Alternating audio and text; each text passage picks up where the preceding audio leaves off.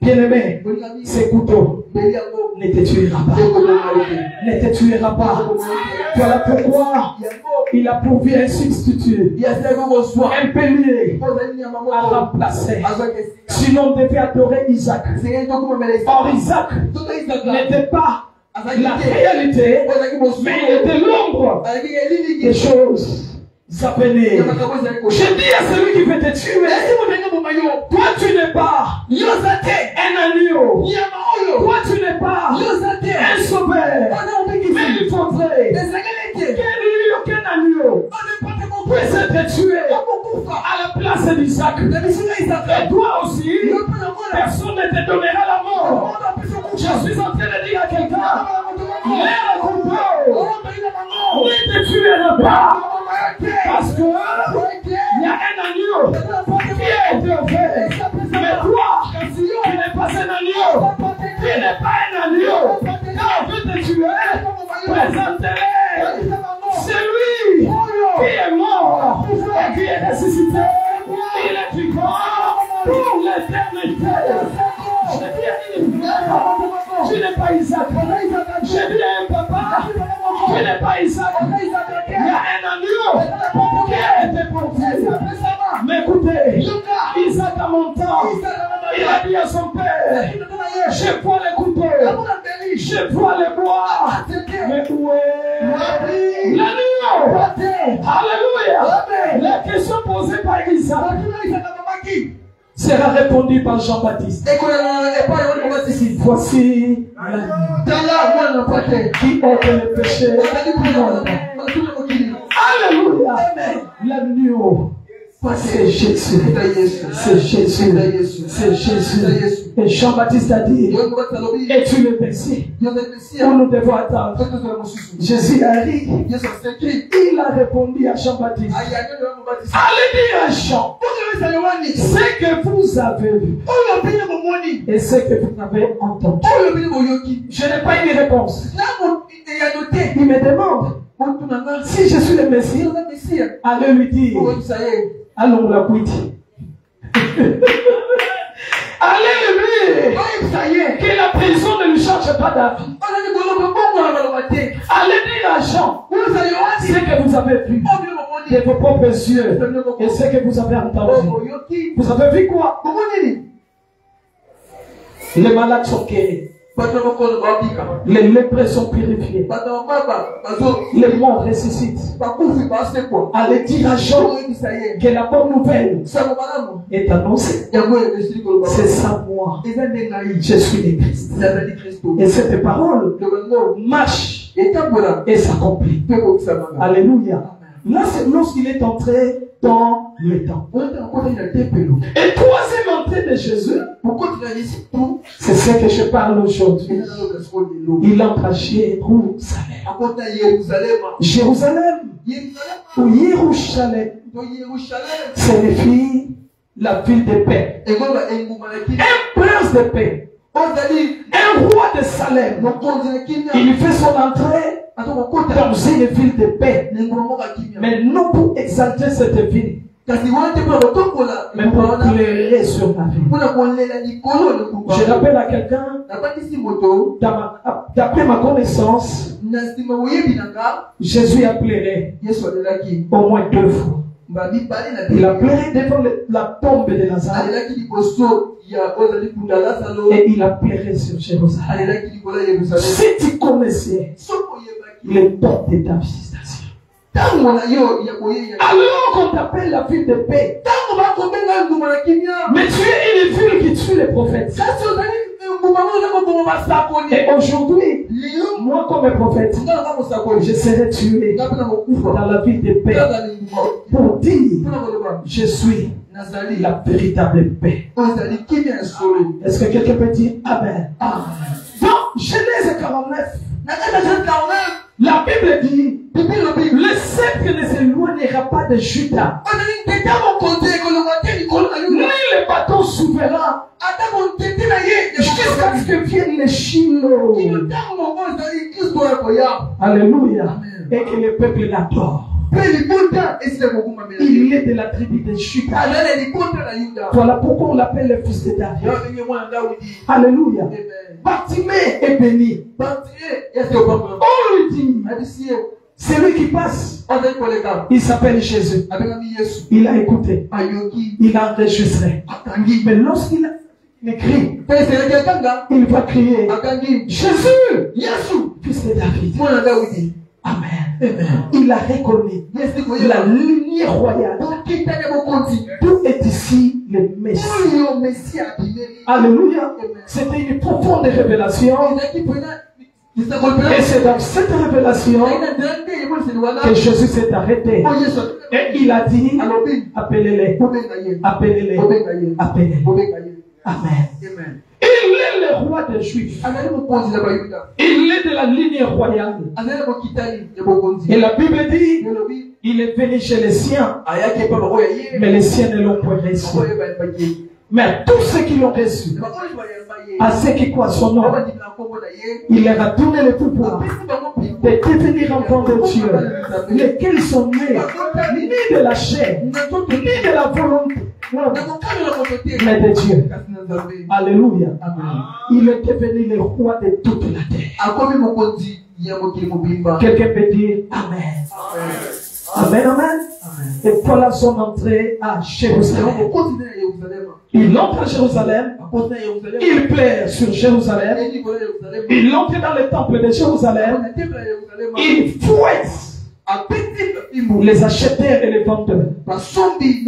Pour dire à l'église, on ne vient pas acheter. On ne vient pas vendre. Donnez gratuitement ce que vous avez reçu gratuitement. Ma maison sera appelée une maison de prière. Et vous l'avez faite. Alléluia. Quelque chose, une caverne de voleurs. Amen, amen. L'Éternel a besoin de sanctifier l'église. Il a besoin de purifier l'église. Toi qui viens avec la saleté, tu viens pour être purifié et lavé. Que les sorcières et les sorciers viennent à Jésus, mais dans le but de changer leur vie, de changer leur identité. Les alcooliques et les ivrognes, les impuniques, les méchants, venez vers Jésus et vous trouverez le salut de vos âmes. Mais ne viens jamais à Jésus et demeurez la même personne. Les jours il reviendra. Si tu n'as pas changé, tu n'iras pas avec lui. Tu viens dans une église qui s'appelle la salle d'attente. Avant l'envol, il te laisse dans une église pour que tu sois parfumé, pour que tu sois transformé, pour que tu sois modélé, pour qu'on te donne une bonne forme. N'empêche pas ton changement. Parce que l'église, c'est une salle d'attente pour le royaume. Il viendra. Il viendra prendre ce qui lui appartient. Ne passe pas ton temps inutilement dans l'église. Ne viens pas ensorceler. La Bible dit de l'église, même les portes de ces jours de mort ne prévaudront jamais contre l'église. Triomphe des sorciers pour envoûter. Tu ne sauras pas. Parce que celui qui est mort à la croix, il n'a pas envoûté l'église, mais il a béni son église. Qui es-tu pour venir détruire? Ça, j'ai dit non. Pendant les lotis lobby, aucun sorcier ne réussira à renverser l'église qui est l'école de Dieu. Église, ne craignez pas les sorciers. Comme Jésus t'a donné le pouvoir sur les dominations, sur les autorités, sur les principautés. Et rien ne pourra te nuire. Sorcier, il n'est rien. Occultiste, il n'est rien. Alléluia. Il n'y a que Jésus qui est quelqu'un. Est-ce qu'on peut célébrer Jésus? Alléluia. Il a pleuré sur Jérusalem. Là, j'étais parti déjà. Mais je rentre depuis. Avant d'entrer, lui-même a dit, allez dans une ville en passe. Vous trouverez un anneau caché auquel ou sur lequel aucun homme ne s'est jamais assis. Amenez-les-moi, détachez-les. Amenez-les-moi. Alléluia. Donc l'entrée de Jésus à Jérusalem commence par une délivrance. C'est un signe prophétique. La délivrance de l'anneau préfigure la délivrance de tout peuple. Il commence par les retirer d'où on l'avait mis. Et bizarrement, il y a certains commentateurs qui disent l'anneau était attaché à un arbre qu'on appelle olivier. Or, l'arbre olivier, c'est l'arbre qui produit l'huile d'olive. On ne peut pas retenir quelqu'un attaché à un arbre qui préfigure l'onction et qui demeure longtemps attaché.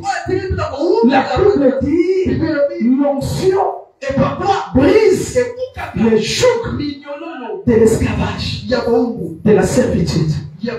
Il était attaché dans lui. Tu te détaches ce matin pour t'attacher. Je parle de détachement à l'attachement. Que Dieu te bénisse.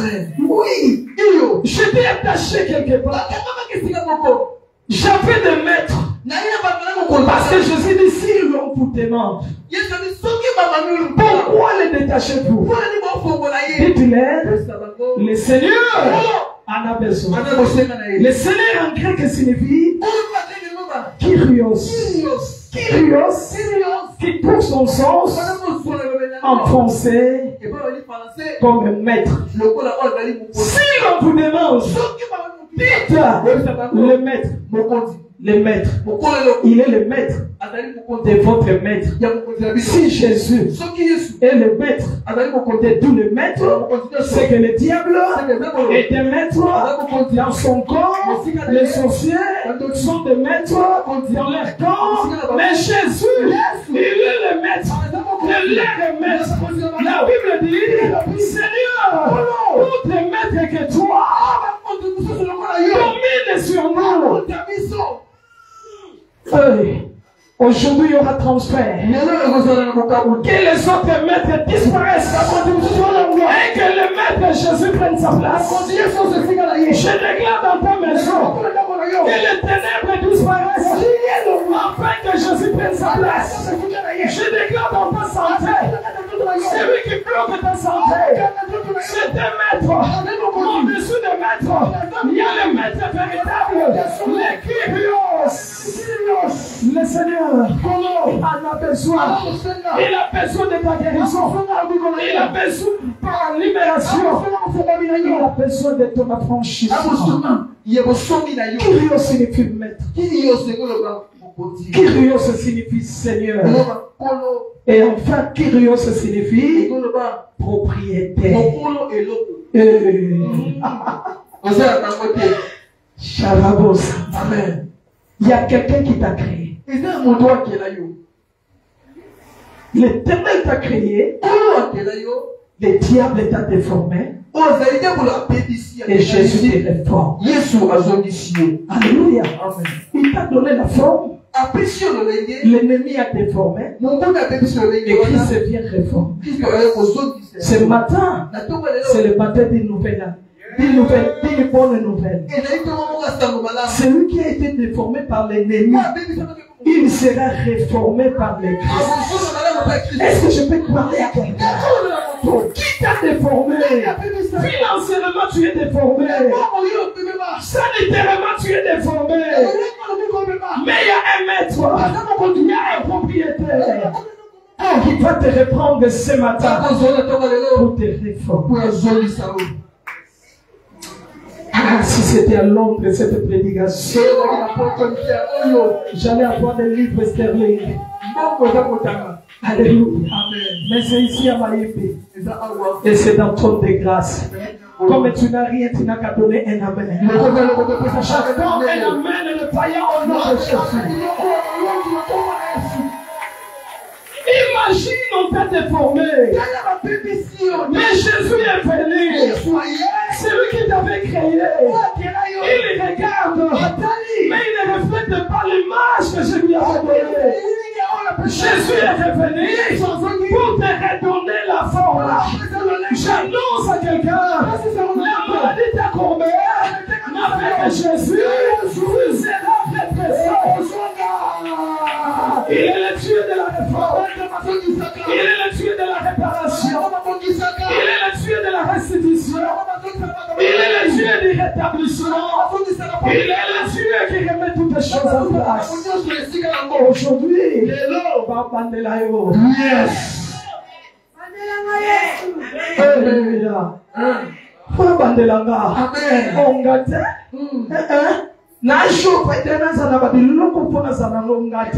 Donc j'accepte ce matin que Jésus me réforme.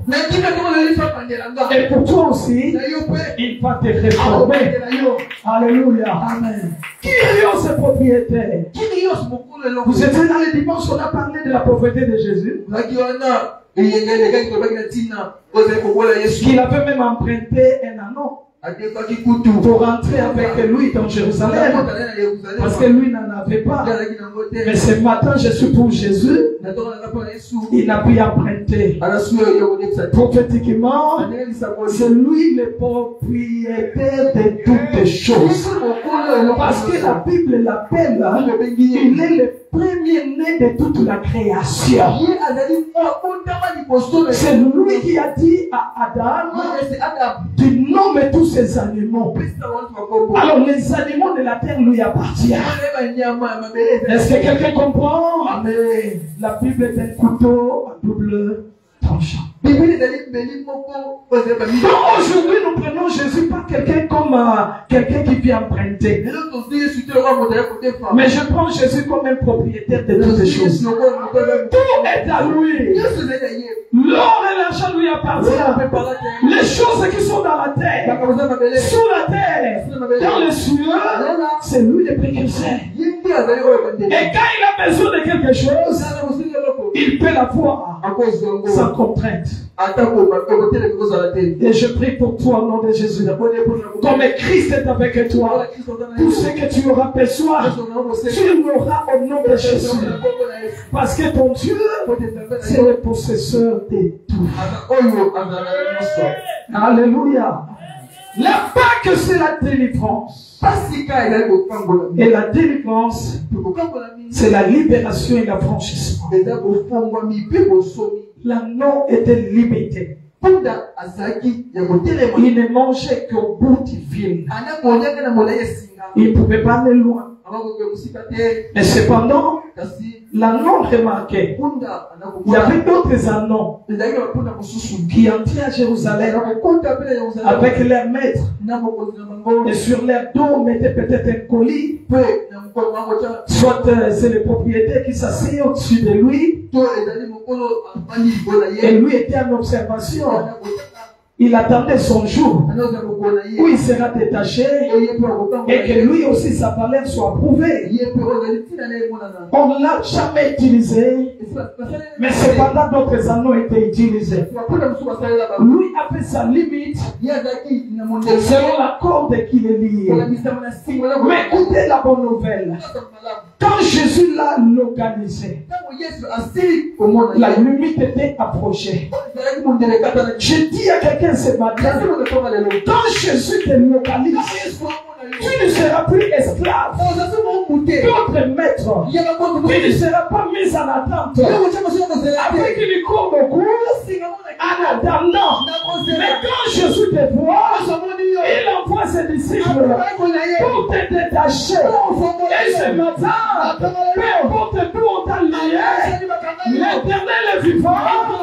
Et ce matin, tu ne seras plus attaché. Ce matin, tu seras rendu libre de tout mouvement. mouvement. Tu as vu les autres marcher. J'annonce à quelqu'un, ton temps est arrivé. Alors que les autres transportaient des colis, les autres transportaient certaines œuvres, mais toi sur ton dos, tu ne transporteras pas les colis, tu ne transporteras pas les humains, mais tu porteras celui qu'on appelle le roi des rois.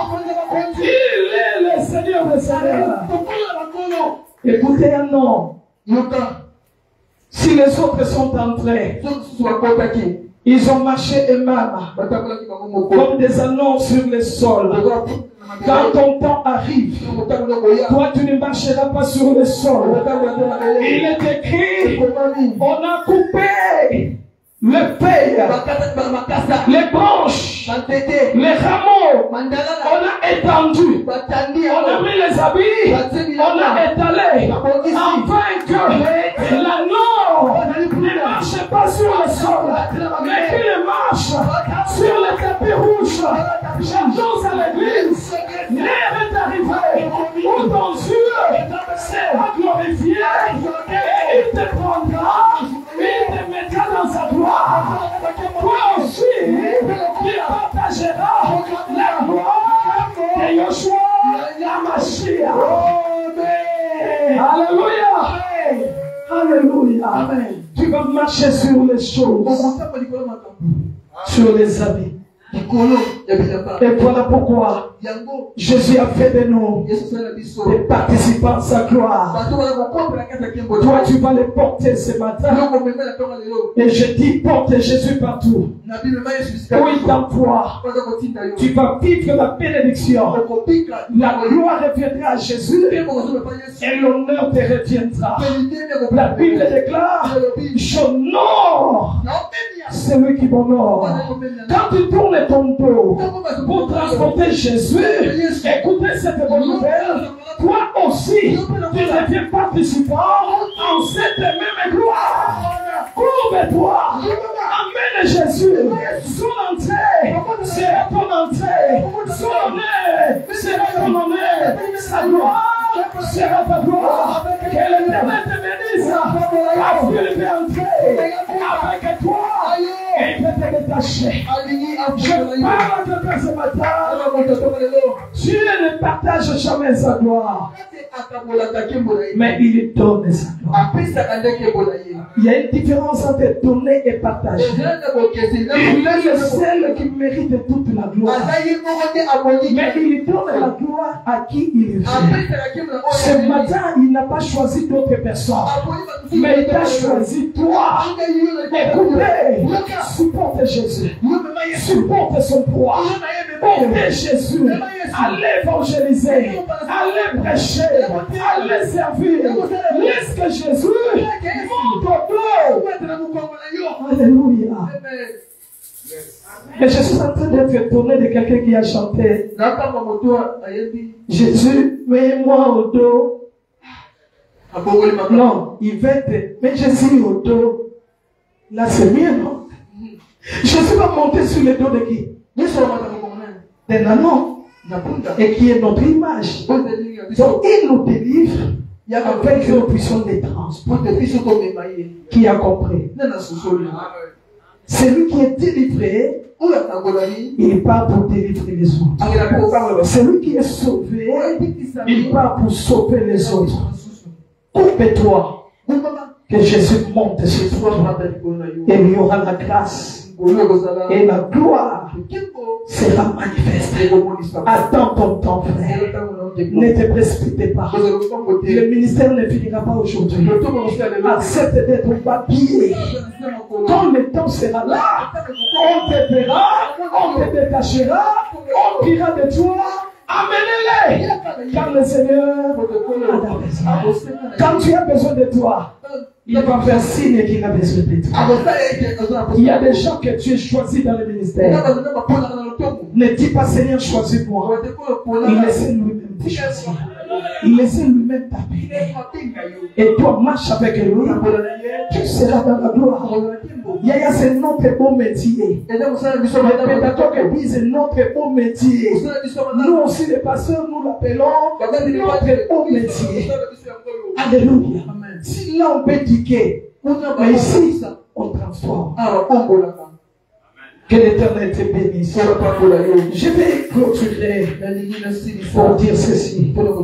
Que la Pâque, l'entrée triomphale, c'est l'affirmation de Jésus comme le Messie d'Israël. Et vous allez remarquer qu'il a accepté maintenant qu'il soit connu. Quel homme humble. Quand il guérissait, il disait aux gens, ne le dis à personne. Mais aujourd'hui, on doit témoigner. J'ai l'onction. J'ai la grâce de guérir. J'ai enregistré plus de 10 000 résurrections. Tu n'es rien si c'est de la grâce. Bien aimé, il a commencé le ministère, il a fait des choses, mais il interdisait qu'on ne le dise pas.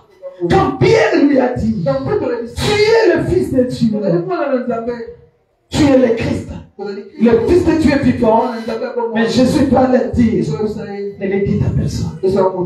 Ne dis à personne que je suis le Messie. Ils arrivent à la montagne de transfiguration. Ils se transfigurent. Quand ils descendaient, Moïse a disparu, Élie a disparu, il ne resta que lui seul.